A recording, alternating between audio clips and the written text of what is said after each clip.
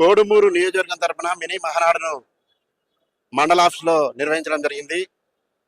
ఈ మహానాడుకి విచ్చేసినటువంటి 4 మండలాల నియోజకవర్గ ప్రజలకి, ఎంపీటీసీలకి, సర్పంచులకి, ప్రతి ఒక్కరికి నా యొక్క ధన్యవాదాలు తెలియజేసుకుంటున్నాను.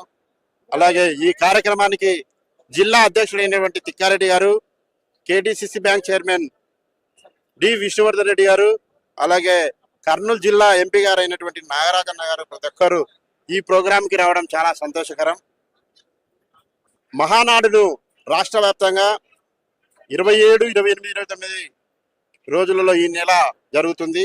ఈసారి రాయలసీమ ప్రాంతమైనటువంటి కడప జిల్లాలో ఏర్పాటు చేయడం చాలా సంతోషకరం.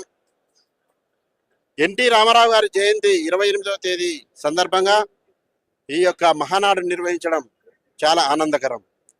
చేయడం జరిగినది మేము డెవలప్మెంట్ తీర్మానాలు.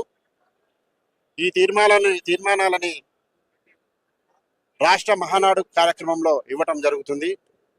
ఎన్టీ రామారావు గారు అత్యంత తక్కువ కాలంలోనే సీఎం అయిన వ్యక్తి భారతదేశ చరిత్రలో ఆయన ఒక్కడే ఉన్నాడు. ఆ తర్వాత ఎన్టీ రామారావు తర్వాత నారా చంద్రబాబు నాయుడు గారు ఈ రాష్ట్రాన్ని అభివృద్ధి పరచడంలో చాలా ఉన్నత శిఖరాలు తీసుకువెళ్ళి ప్రాంతంలో మనం ఉండిపోయాము. ఈ రాష్ట్రానికి నేను చాలా సంతోషంగా ఉంది. ఎందుకంటే నిన్న చంద్రబాబు నాయుడు గారు సేవడు మీకు ఎందుకంటే కొన్ని విషయాలు మీకు తెలియవు, నేను చెప్పాలి, నా బాధ్యత. నిన్న చంద్రబాబు నాయుడు గారు మీటింగ్కి వస్తే కూడా అలా విష్ణువర్ధన్ గారు వచ్చి ఆ కోడుమూరు నియోజకవర్గం నీటి పరిస్థితి రాలేదని చెప్పేసి అక్కడ సార్తో చర్చించడం జరిగింది.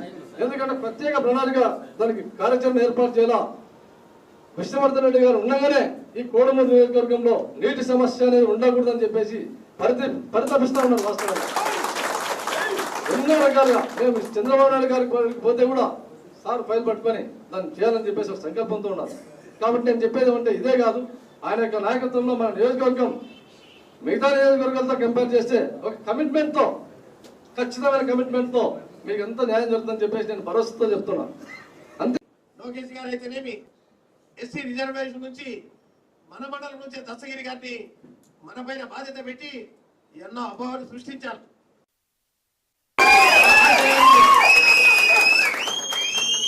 నెరవేర్చడానికి లోకత్వమే మీకు రుజువు చేస్తా ఉంది. ఆ రోజు ఎంపీటీసీగా నాగరాజు పోటీ చేశాడు, గెలిచాడు. ఎవరికైనా ఒక బాధ్యత అప్పచెప్పినప్పుడు సమైక్యం చేసుకోవడానికి చొరవ చూపించాల్సిన బాధ్యత మన పార్లమెంటు నియోజకవర్గంలో తీర్చాలనే ప్రయత్నం తప్ప భవిష్యత్తులో రాజకీయాలు మీరు చూపే ప్రేమ ఆదరణ వల్లకు ఎందుకు ఇచ్చారంటే ఈ మంచినీటి సమస్యకు తెలుగుదేశం పార్టీని చేస్తుందనే ఉద్దేశంతోనే అత్యధికంగా టౌన్ 3000